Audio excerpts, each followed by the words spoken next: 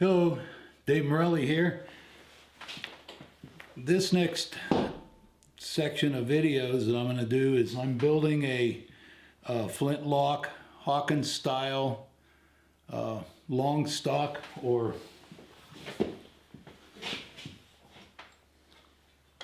full stock rifle, and the first thing I do is go through all the parts and make sure I got everything the way I want it and what I ordered.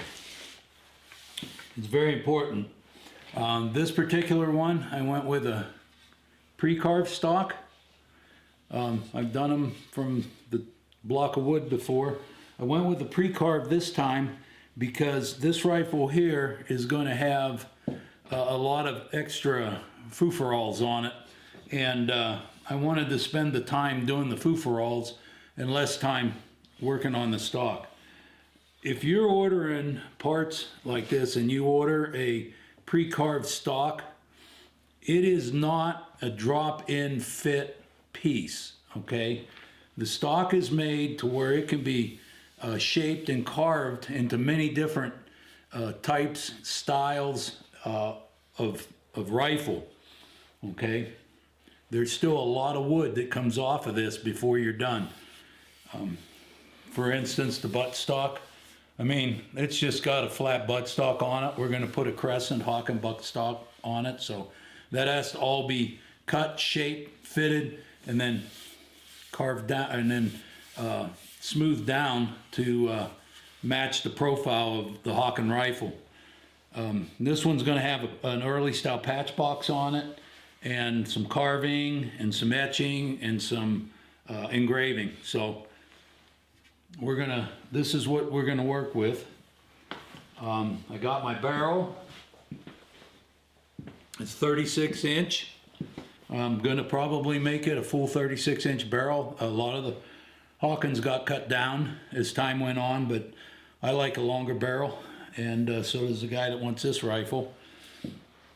This one's a Green Mountain barrel, and it's going to be a ball shooter, which would have been correct for that period. It's got a 60 twist on it. So, and that's, we got that, everything's good there. Some of the parts that go with it will be your breech plug. We got that, and I checked it, it fits. Breech plug has to be fitted. This will only screw in so far. We have to fit it. And what's interesting about a breech plug is it has 3 points of interest. The first point is it has to stop flat to flat so that it matches the barrel. Second, it has to stop exactly, come up here forward, this part has to touch the riflings at the same time as this side, this top back part, touches the barrel. Okay, so those two things have to hit at the same time, and at the same time when they're lined up so they're flat to flat. With this is going to be the top flat, for instance, then the hook has to be lined up, and so it has to be lined up flat for flat, and then barrel has to touch the back of the breech face, and the front of the breech face has to touch the riflings at the same time when it comes up. So I got all those right parts. This one's going to have an L&R lock, which I got here. Like I said, a Hawken butt plate. This is going to have a hook breech. So this will be our tang that we're going to have back there for the barrel to hook into. I've got my little bag of small parts, sights, ramrod end, and I did get my ramrod, and I leave it taped to the piece they give it to me so it doesn't warp. This one's going to have lugs for the barrel keys to go into, and it's going to have the teardrop. Well, I'm not sure yet. Okay, that's another thing. When I'm starting to design my rifle, this one has the 2 teardrop side plate style, but this rifle is going to be, you know, have some foo-for-all on it, so I might put a different type of plate here in silver, something that can be engraved. Trigger guard, this is the early style trigger guard, and I made sure I got the early style, and these parts are not drop in also, and I'll show you here what I mean. This trigger guard, these are cast in sand cast, and it's iron, but you can see it still has the cast marks, and it still has these things. These things are nice because I'll show you later. I have a special vise that I built that I can clamp these into, and then I can file this down, sand it, polish it, and make it the shape. The early style Hawken trigger guard was known for this long flat area here.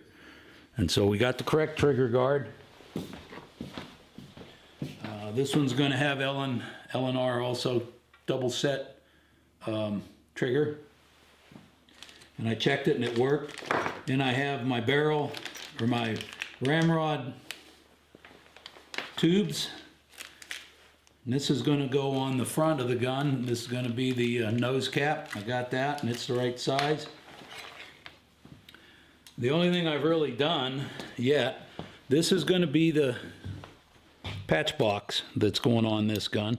It's an early style, it's iron, and I've already engraved, I don't know how it's going to come up on there. That's going to be my trademark, and that coyote, and I've engraved that on there, and I'm thinking of going with bluing instead of browning. So after I engraved it, I just tested some bluing on it, and I kind of like that blue. So this one might get blued. Bluing would be acceptable because they had different types of bluing back in those days. And because this one's going to be a gussied up rifle, I think I'm going to go with bluing. Haven't totally made that decision 100% yet. So anyway, got all my parts. Let's get started. I'll show you the first thing that I do. This stock, the barrel channel has been cut, and the ramrod hole has been drilled. This one has a 13/16 barrel size, and what that means, I'll just put this here out of the way, is from flat to flat on a barrel, it's 13/16. As the Hawkins got heavier as time went on in history, they made more robust barrels, and some of them were an inch, and I think the Kit Carson and the Jim Bridger actually were an inch and 1/16 and an inch and an 1/8. I'm not positive of that, but I know they were bigger. So anyway, what I like to do first, and what I have to do first, is fit this barrel into here. It's cut, but it's not a drop-in fit, like I said. It'll have to have some come out, and I've worked with this, and what I found is it has just enough that has to come off that it's not enough to use a chisel, and it's probably just a little bit more than fine sandpaper, so I'm using some 60 grit, and I'm working the two vertical sides down, so I like that barrel to fit flat down on the wood. And so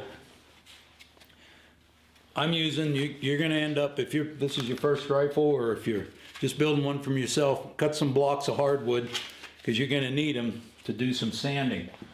And I'm going to sand those sides so that this barrel will fall back in. The two reasons I do that, I have to do that first because this has to be in there nice and flat. So when I go to inlet and fit the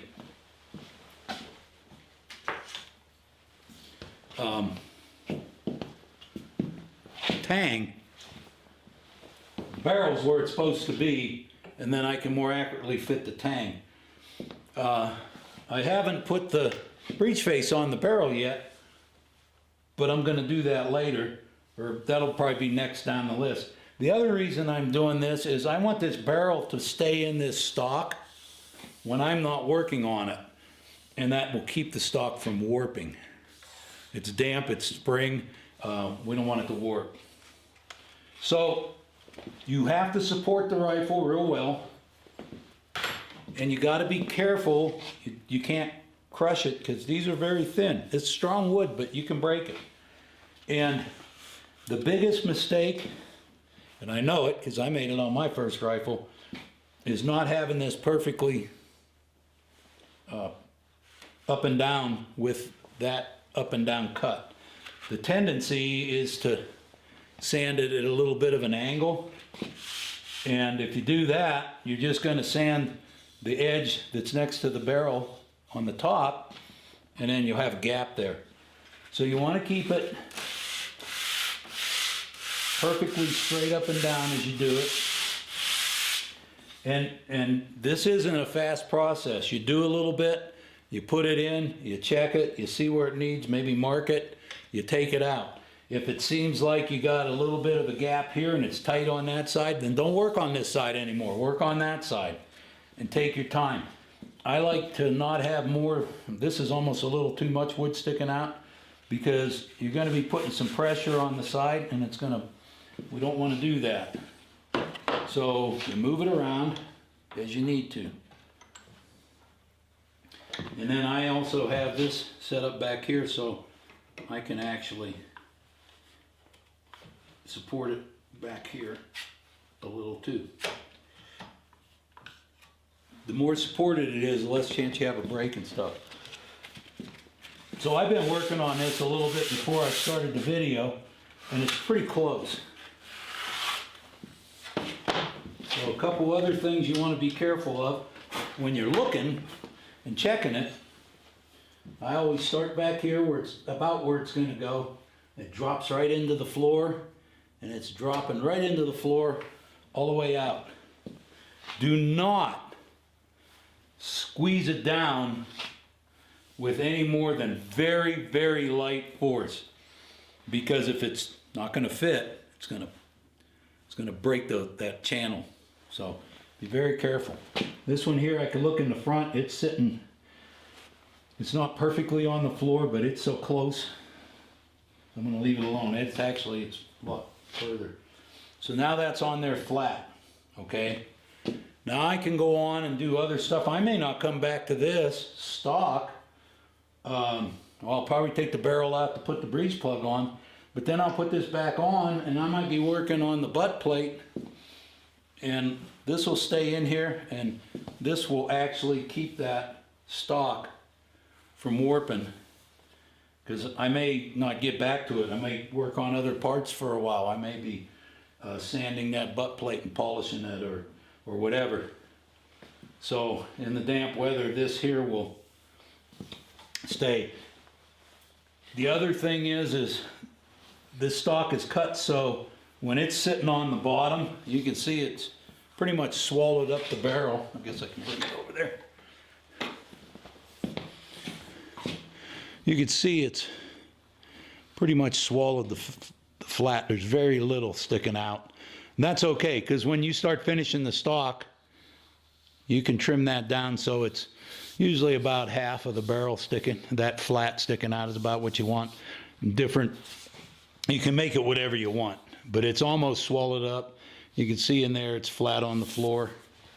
Back here, there's just enough room for my tang, the hook, or my hook breech and my tang, and I can start fitting this part once I get that hook breech in.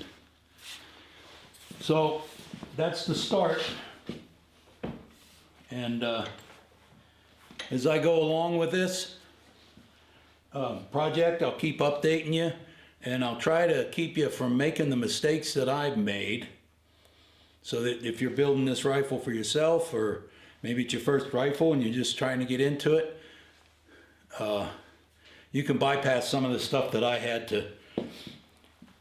Making a mistake with these things isn't the biggie, okay? What you start to learn how to do is how to fix those mistakes so they look nice and are unnoticeable. But knowing before you make that mistake, then it's on you if you make that mistake. So stay with me.